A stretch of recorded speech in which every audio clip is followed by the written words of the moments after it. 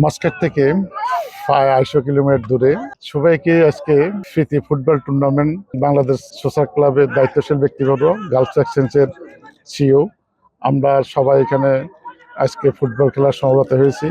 খুবই আনন্দের ব্যাপার এবং অনেক আনন্দ উপভোগ করতেছি।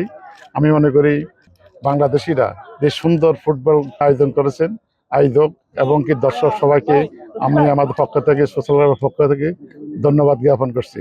ওমান একটি বড় জায়গা, সেখানে সর্ব জায়গায় সর্ব ডিস্ট্রিক্টে এই ধরনের ফুটবল খেলা হোক সেটার আমি প্রত্যাশা রাখছি।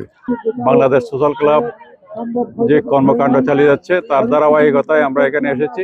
সে আমাদের ক্লাবের সম্মানিত চেয়ারম্যান সাহেব আছেন, ক্লাবের প্রধান পৃষ্ঠপোষক ইফতেখার চৌধুরী সাহেব আছেন এবং ক্লাবের কার্যকরী কমিটির অনেক সদস্য এখানে উপস্থিত হয়েছেন। এখানে এসে অনেক ভালো লাগছে। টুর্নামেন্টের সফলতা কামনা করি। এই খেলা সুন্দর এবং সুচারুভাবে সম্পন্ন হবে এই প্রত্যাশা রাখি।